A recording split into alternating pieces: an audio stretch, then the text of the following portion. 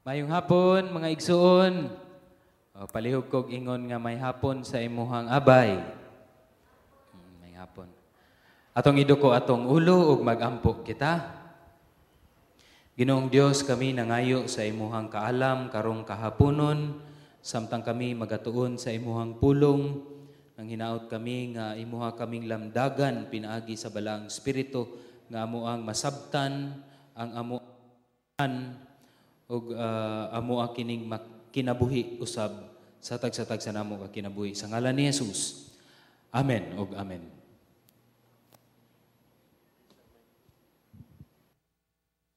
Check. Okay. Maayong hapon sa pag-usab.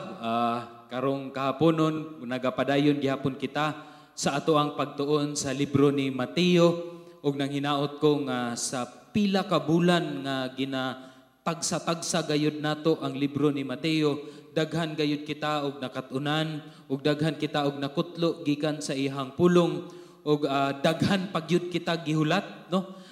Kining mga pulong ni Mateo puno gayud kini og mga kamatuoran nga diin atuang makinabuhi ug atuang ikinabuhi kini mahimo kining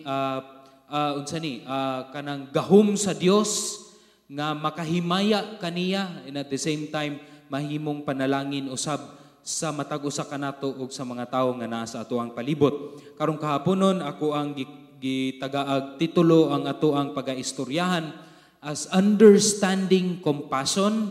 Makita nato kini kung naa ka mo'y Biblia abliha diha sa Mateo kapitulo 14 13 hangtod sa 21.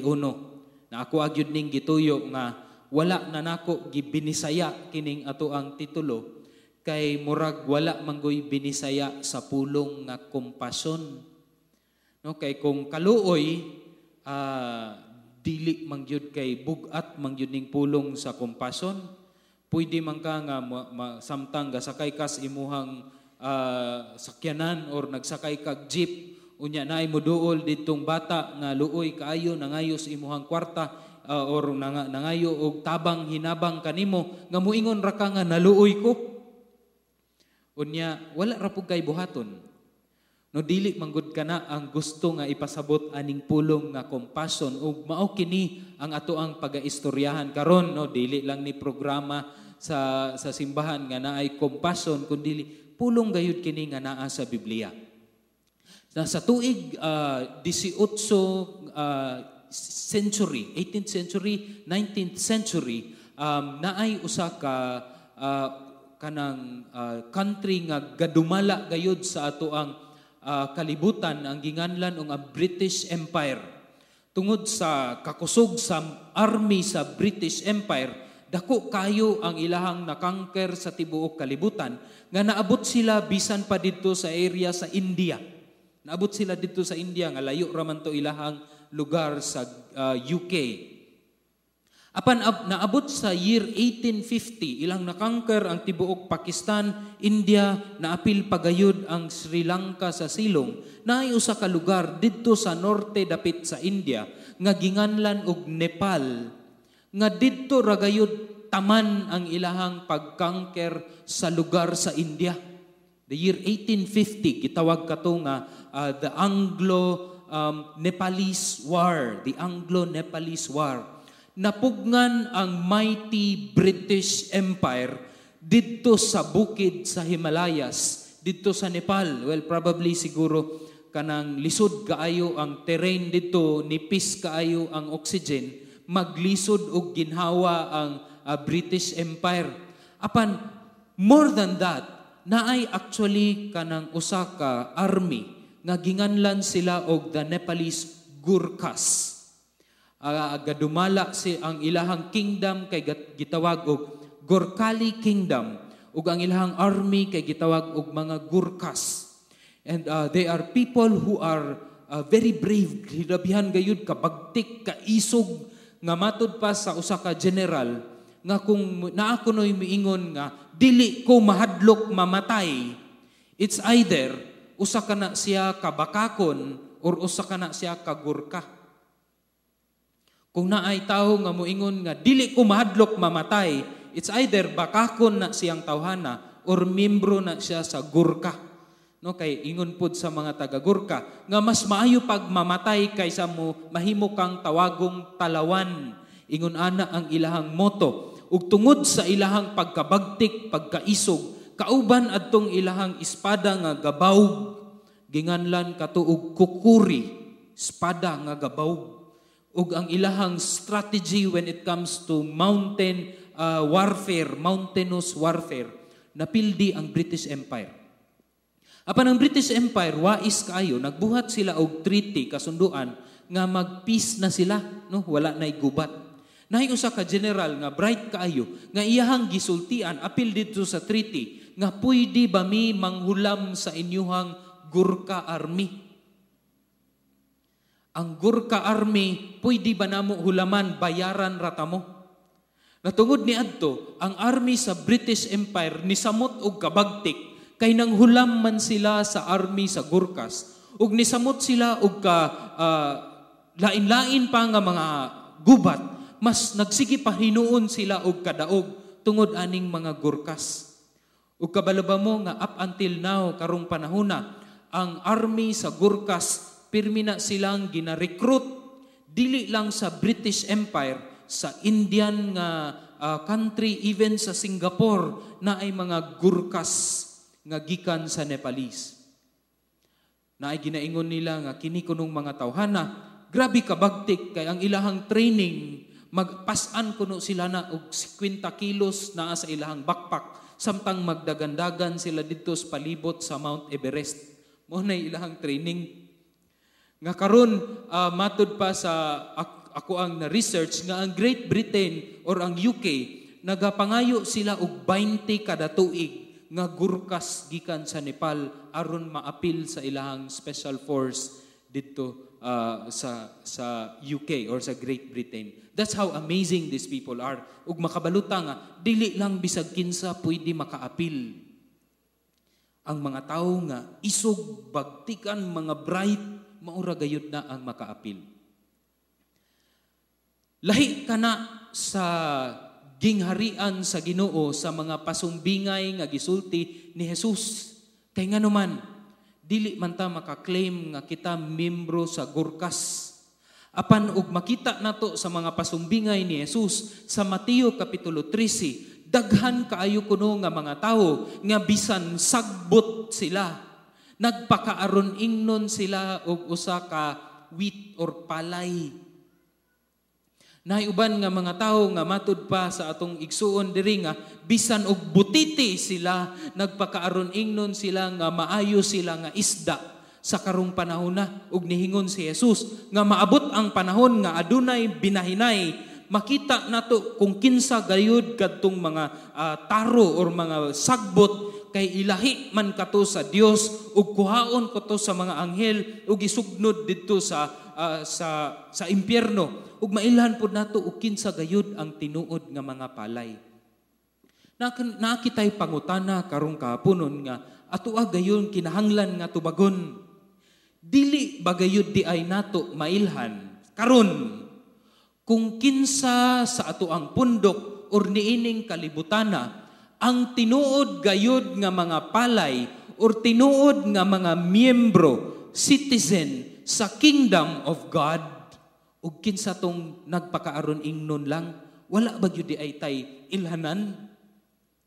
Well, actually naa gayud, and this will be the focus of our story karong kahaponon. Mao kani ang gi-address ni Ginoong Hesus sa kining istorya nga naa sa Mateo kapitulo 14 sugod sa bersikulo 13. Ato kining lantawon, kay importante man kaayo ni nga lantawon nato ang ato ang kaugalingon nga citizen gayud ko sa kingdom ni God.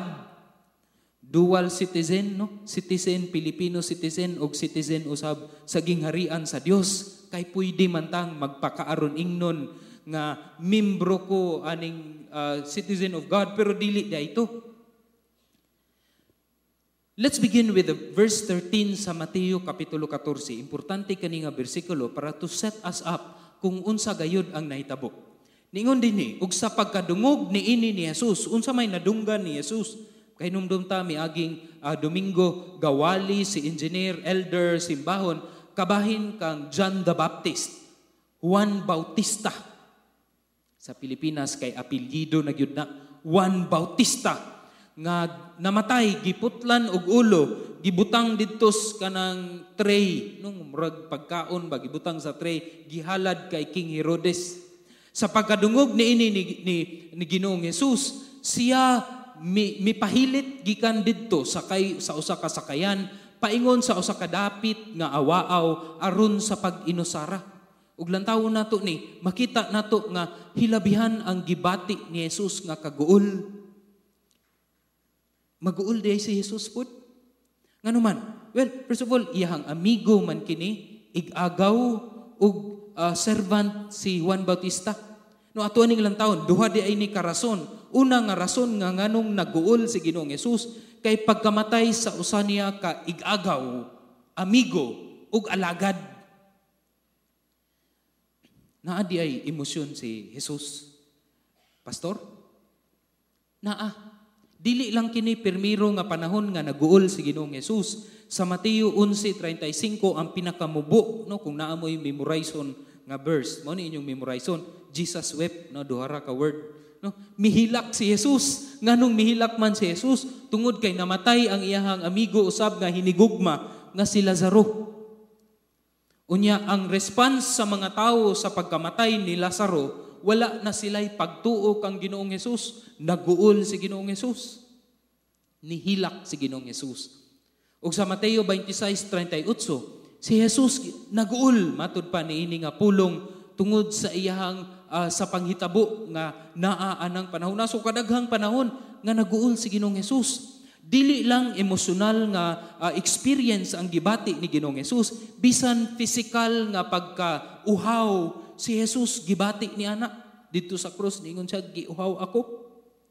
Ug dili lang sa uhaw, gigutom usab si Ginoong Hesus sa kadtong 40 ka adlaw nga siya gapuasa. Gitintal siya ni Satanas og pan, no? Buhata ka ng bato nga pan kay gigutom man ka. Murag mangalot pud ta nga abi ko nga kadtong Mateo 12 ug Mateo 11, di ba ato amang giistoryahan kung unsa kakusgan ang otoridad ni Ginoong Hesus. Nga niingon siya nga mas labaw pagayod siya sa templo ni Solomon, mas labaw pagayod siya ni Jonah, mas labaw pagayod siya ni Solomon mismo. Ug niingon pagayod si Jesus, for the Son of Man, ang anak sa tawo, is Lord over Sabbath. Katong pulong nga Son of Man, nga pinakapaborito ni Ginoong Hesus, nga angga sa iyang kaugalingon, usa kadto ka reference sa Daniel chapter 7. Lantawa ka na ninyo sa inyong Biblia, nga naay usa didto nga gihisgutan, anak sa tawo, nga usa ka divine figure, Dios. Di ba Diyos man si Jesus? Naa di ay siya'y bation nga kagutom ug kauhaw? Ug kasakit? Well, kini nga mga bersikulo, ilabi na gayud ang 14:13, nagpamatuod kini nga si Jesus usab usa ka tinuod nga tawo. So in other words, adunay duha ka nature ang persona ni Ginoong Hesus. Usa siya ka tinuod nga Dios, usa pod siya ka tinuod nga tawo. Lisod na isulod sa utok ba? Tinuod nga Dios ug tinuod nga tawo, apan mauman kana ang gi-reveal sa Biblia. Importante gayud kini nga atoa kining gunitan, kay ug dili nato ni tuhuan ug gunitan sa atoang kasing-kasing. Naunya basig mapareho kita sa mga iglesia ni Kristo ug mga saksi ni Jehova, mga kulto. Pero unsa may implikasyon niini sa atoang pagtuo? Ang pagka-Dios ni Jesus nagapamatuod nga ang iyang gahom, igo or even sobra pagayod nga muluwas sa tanang mga tawo nga mutuo ug mosalig kaniya.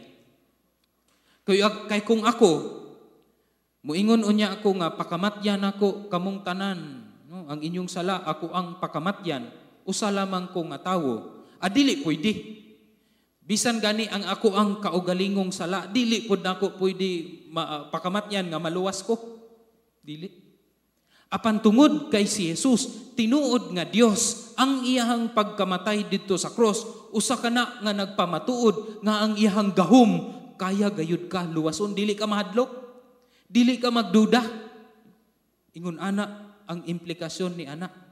Unsa usab ang implikasyon sa iyahang pagkatinuod nga tawo? Ang pagkatawo or humanity ni Jesus nagpamatuod usab nga sama kang Adan.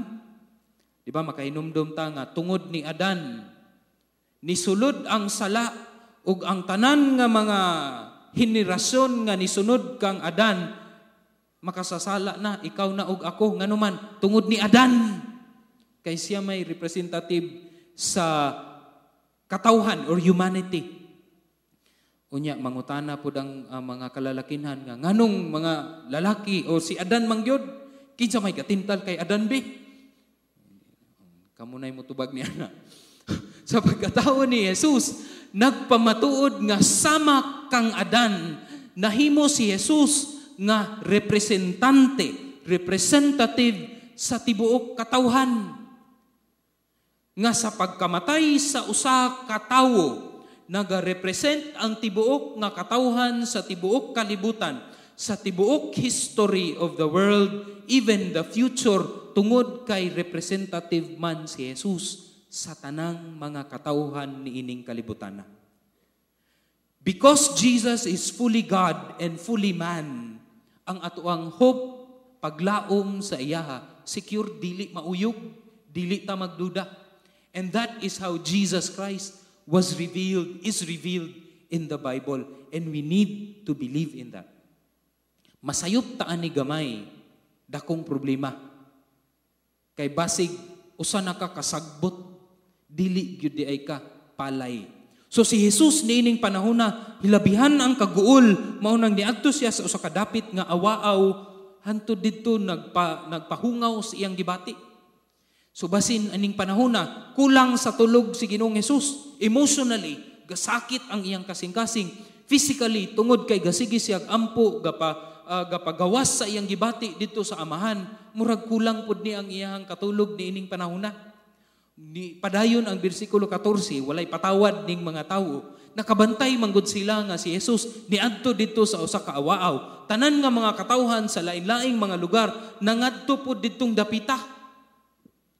Ug sa sunod nga bersikulo, niingon ang sa pagtakas ni Jesus sa mamala, nakita niya ang usa ka dako nga pundok nga sa mga tawo ug siya naluoy kanila ug iyang giayo ang ilang mga masakiton. Naay pulong diri nga naluoy, ingon ko nga dili lagi na igo nga i-describe ang gibati ni Jesus niadtong panahon na. Nakita ni Jesus ang grabe nga mga panon. Kung kita makakita og grabe nga mga panon, moingon gyud tag muuli ko kay samok aning lugara. Ug sa panahon nga grabe ang traffic dinhing lugara, daghan kay mga tawo, di gyud ko mulaag. Siguro ang uban sa inyo gapuyo ras balay katong February 14 kay daghang tawo. Lahi si Jesus. Pagkakita niya sa dakong panon, iyahang nakita kini with the eyes of compassion. Dili lang kaluoy, kundi compassion. Unsa meaning compassion? Gikan kini sa Griego nga pinulungan nga splankzinomai. Lisod na istoryahon, no? Compassion, mauna na siya. Ang pasabot ni ana nga gikan sa kinailawman diri sa kinabuhi ni Ginoong Hesus, adunay ga kisiw-kisiw, ga unsa ba nang kainit nga naa nga iyang gibati. Kay tungod sa kaluoy nga iyahang nakita, unya kining iyahang gibati nga hilabihan kabugat, dili kana mahuwasan unless mo naay buhaton si Ginoong Hesus. This is compassion. Na atoa pagayong hinumduman nga kining panahon na hilabihan ang emotional nga giagian ni Ginoong Hesus. Ug hilabihan pod siya kakapoy kay kulang og tulog. tungod sa grabe nga pagampo. Now, I believe this is one of the characters of compassion.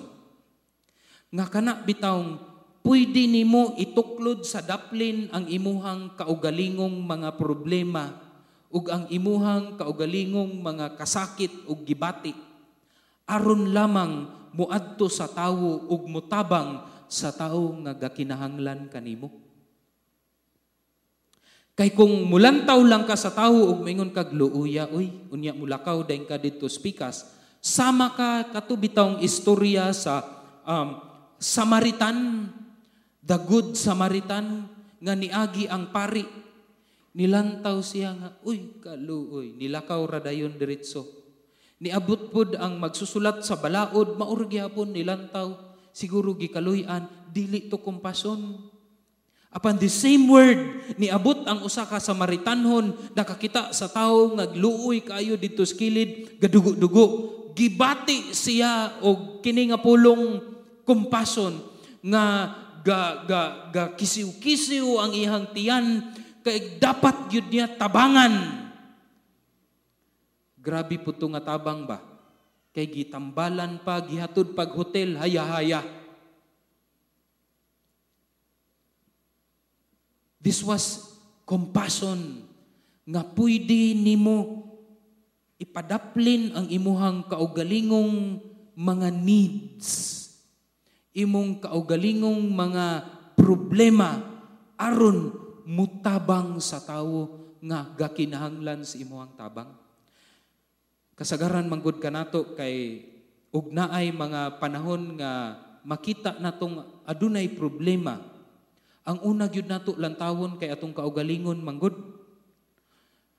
Motabang pagyud ko nga naaman pud koy dakong problema ako Naog atuan nang ikinabuhi tanan kita. Naaman tay problemang tanan. Unsaon nato pag tinabangay kung gasige lang taglantaw sa atong kaugalingon? Na I believe this is the very character nga dapat naa sa usa ka tawo nga miyembro or ana-ana or citizen na sa gingharian sa Dios. This is the very character nga naa si Jesus ug gisulat kini ni Mateo para ipamatuod nga kung kinsa katong citizen sa kingdom of God, kung kinsa kadtong mga sakto nga palay ug kung kinsa kadtong mga isda nga maayo, adunay kinabuhi nga makakita sa mga tawo nga gakinahanglan, they would feel compassion nga kaya nilang ituklod sa daplin ang ilahang kaugalingong mga panginahanglanon aron mutabang niining mga tawana. When was the last time you did that?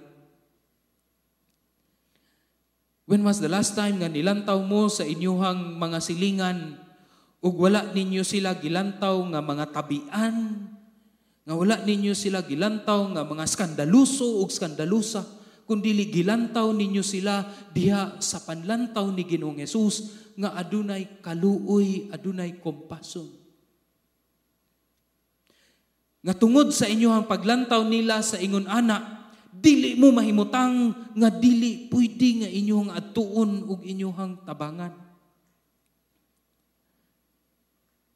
This was what Jesus was trying to do, and as a result, ang iyang gibuhat, iyahang giayo ang ilang masakiton. And we would know that on the last verse, 5,000 kapin, lalaki lang ng 5,000. So imagine one man, unsa ba ni, kanang medical mission. Wala pa manggod gisulti kung asa ang mga disipulo niining dapita. Or basin o ga-assist ang mga disipulo, or ang uban siguro gabagutbot kay gikapuyan usab, or gisamukan usab. Wala takabalo, wala gisulti, silent ang Biblia. Pero Jesus was there. Naa si Jesus, ug iyang gipang-ayo kining mga tawhana. And I believe it took him the whole day. Sa pagpang-ayo lang, bisan sa kaguol nga iyang gibati, bisan sa physical nga kakapoy tungod kay walay tulog. You see how amazing compassion is?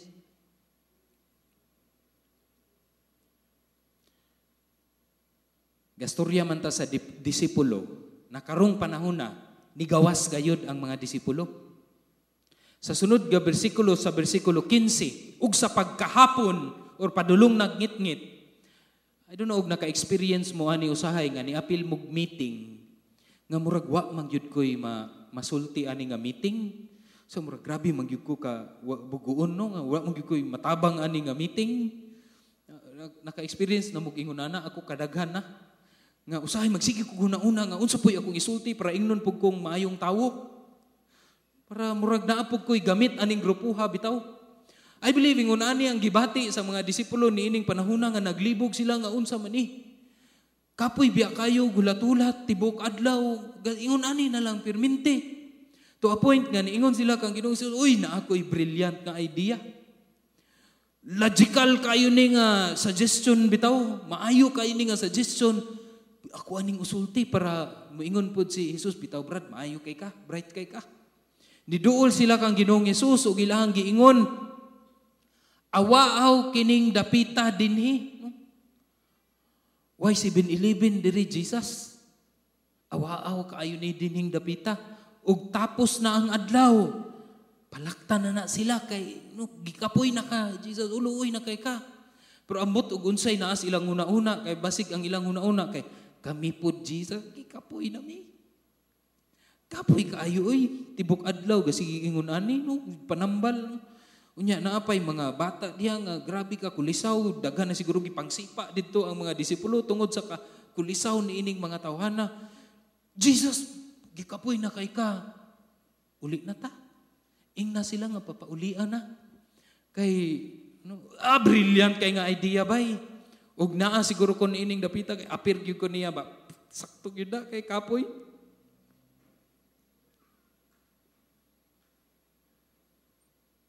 Aron mangadto sila sa ilahang mga balangay or balay ug mamalit sila ilang makaon. Paulian na sila Jesus. And many times we would think that Jesus would agree. Bitaw kay gol biya kay ko unya kapoy pud ako ang lawas. Sige mo pahulay sa ta. But I believe that this particular story, the feeding of the 5,000. Dili kaayo haom ang title ani nga istorya.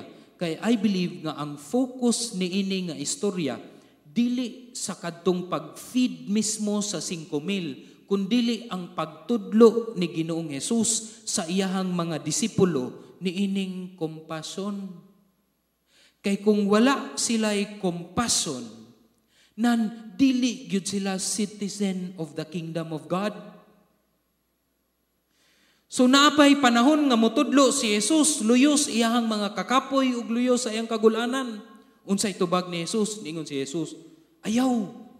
Ako abatong gisulat? Wala. No, sa bersikulo 16 ningon si Jesus, ayaw. Ayaw sila papauliya. Unya napag gisulti si Jesus nga gisugo niya iyang disipulo. Pakana sila. Pakana sila. Ang disipulo dito, naglingi siguro no nga, Lord, imuhang giihap. Kabalo kag pila na sila. Grabe kadaghan. What? Pakanon na mo. 5,000. But this was a teaching moment for the Lord Jesus Christ to His disciple in order for them to understand kung unsa gyud ning compassion.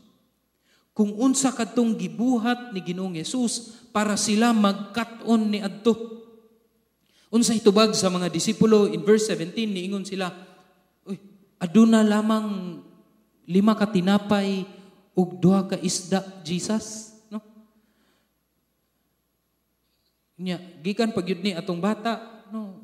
Gikwaan siguro nila isda og tinapay, gahilak na siguro bata didto kay gikwaag isda og tinapay.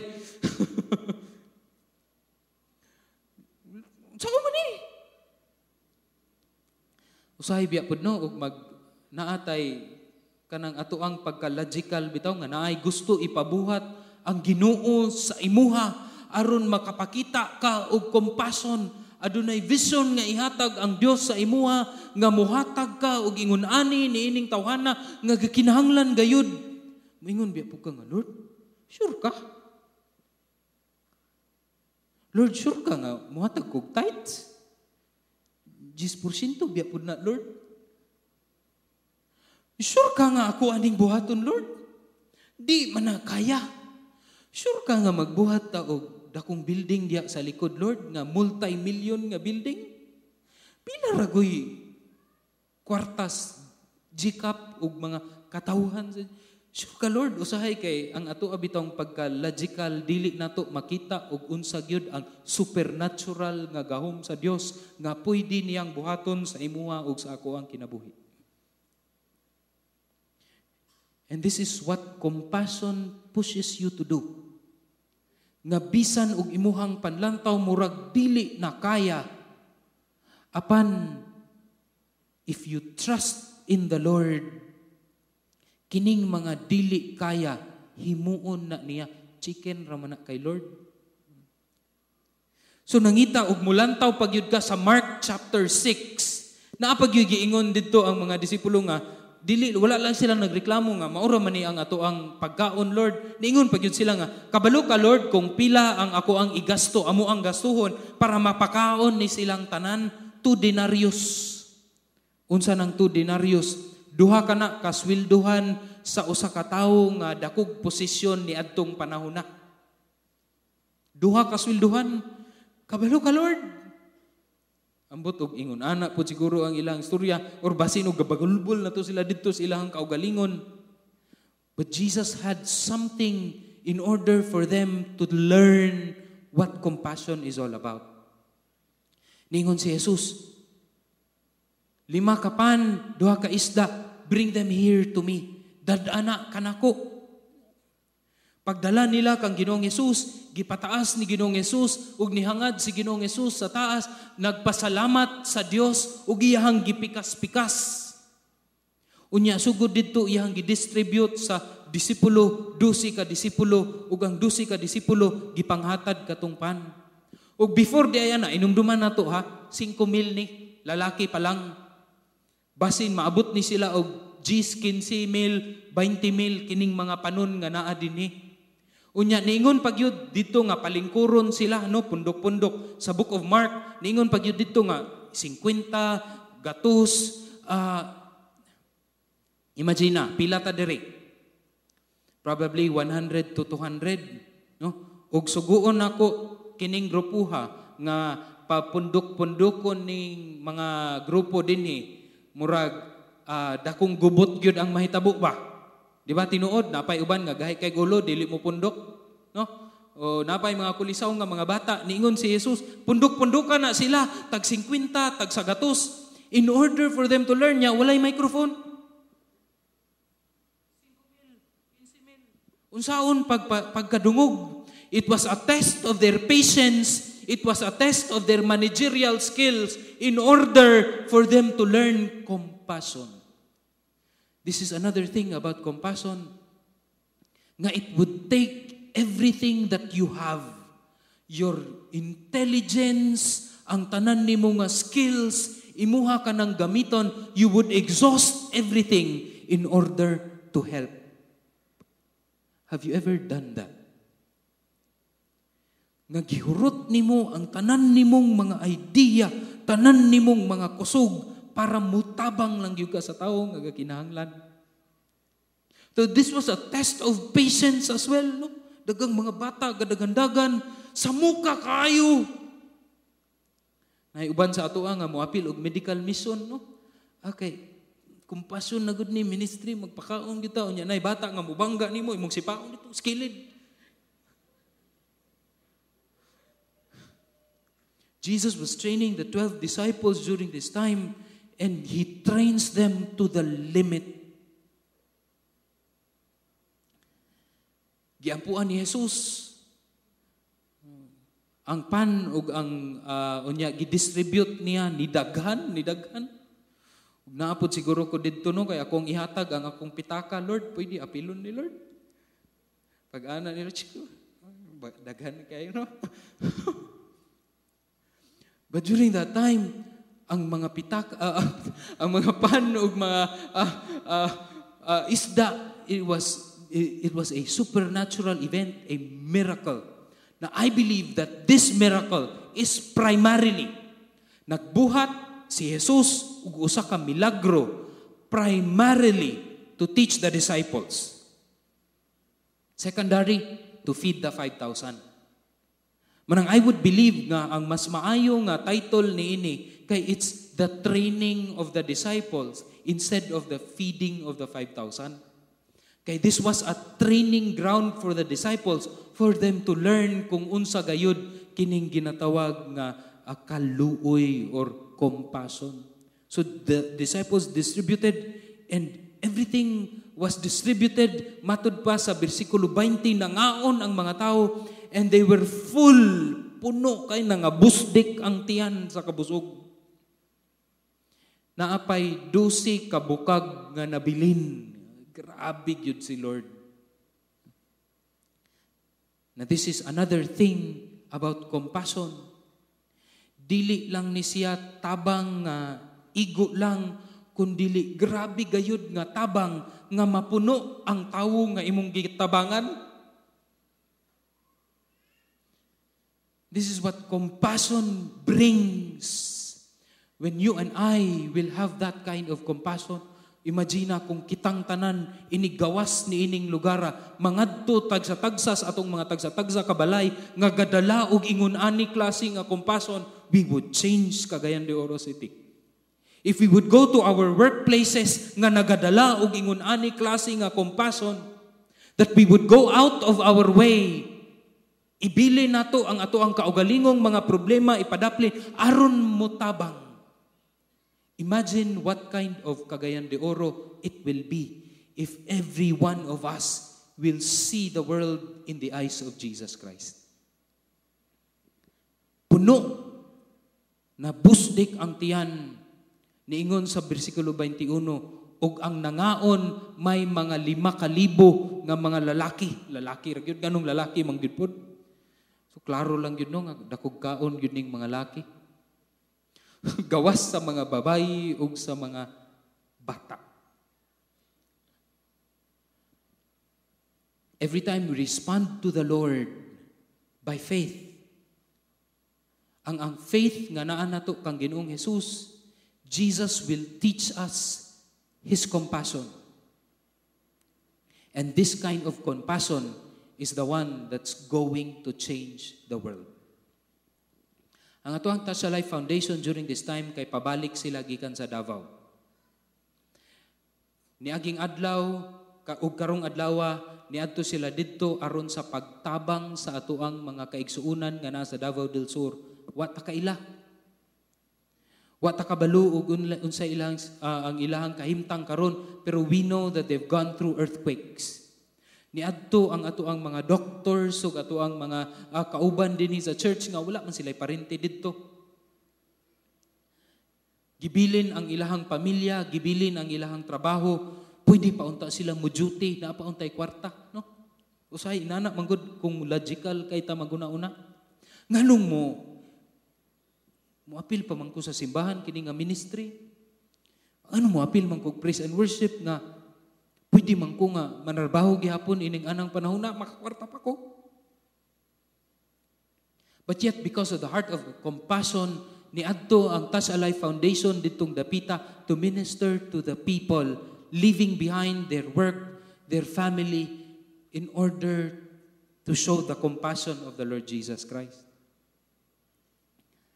Kabalo mo ang kinsay mga nangabilin, kami ni Pastor Joe, Pastor Joe.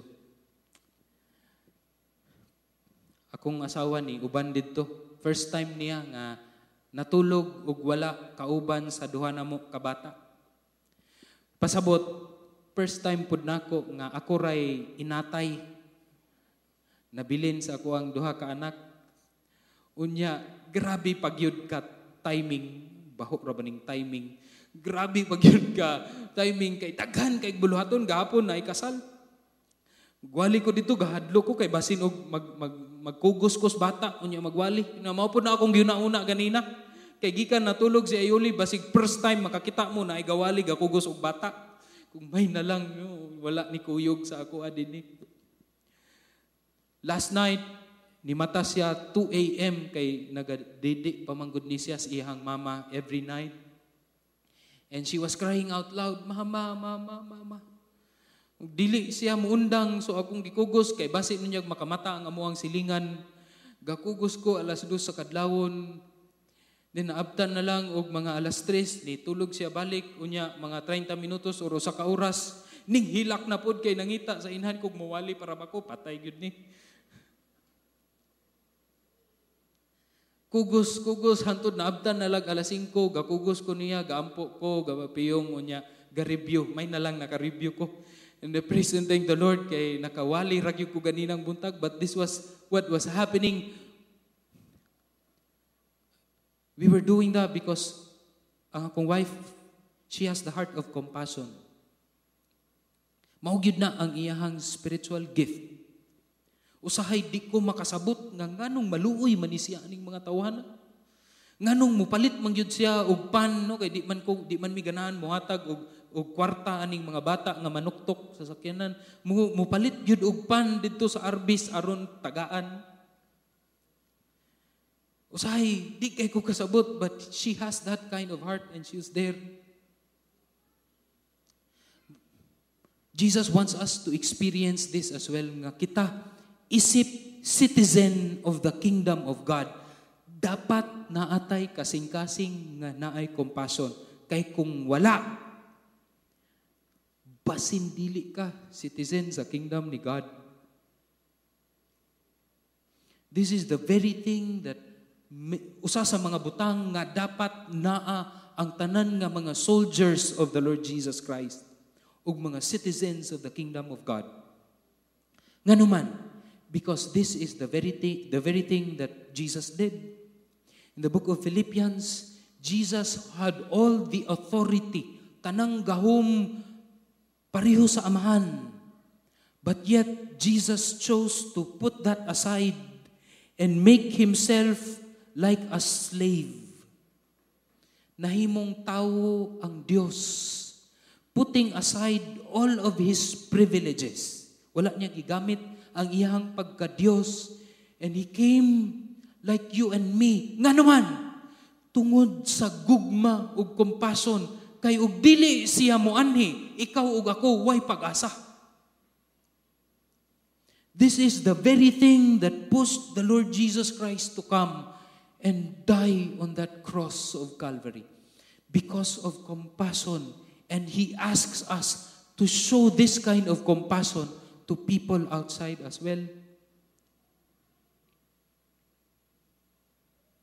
This is our Jesus Christ, and I want us to remember this, nga ang kingdom citizens are compassion bearers. If you claim, nagaingon ka nga anak na ka sa Dios ug membro ka sa kingdom sa gingharian ni Ginoong Hesus, unya wala kay compassion. Be very careful. Basin dili. And compassion bearers exhaust all. What yu'y mabilin in order to serve. This is what Jesus did. He came down because of compassion, putting aside all of his divine privileges in order to die on that cross. Aron ihatag kanimo ug kanako ang tanan nga mga benefits of salvation, of eternal life, of the forgiveness of sins. We ought to show that to others. Ug mao kanay usa sa ilhanan nga membro gyud ka sa gingharian sa Dios. Manindugtang tanan ug atong iduko ang atoang ulo. Let's pray.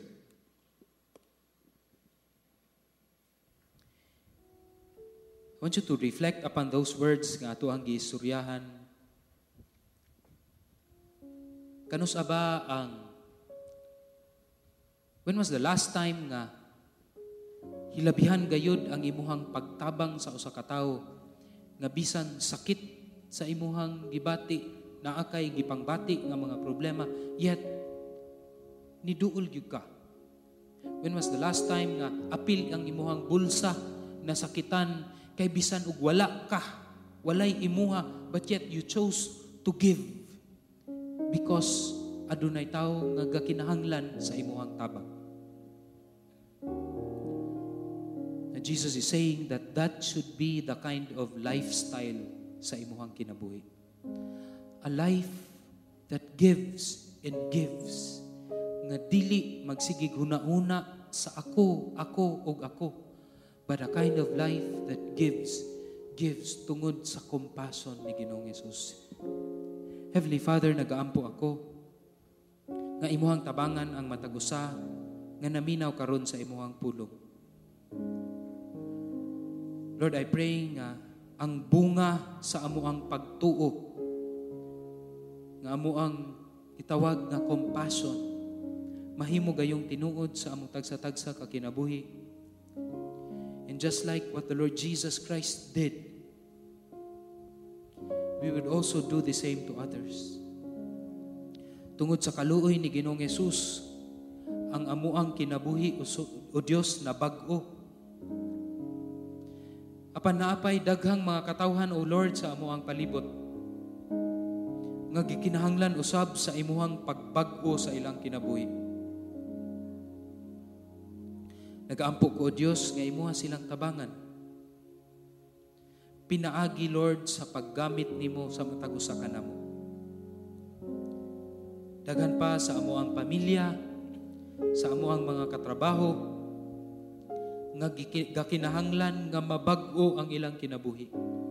They don't know it, Lord, but yet they are going to a place nga puno gayud sa kaguol. Kabalo mi, Lord, that it's only to the Lord Jesus Christ na mausob ang ilang kinabuhi. And I pray that you would use us to show compassion to them. Makita nila, Ginoo, ang gospel in action.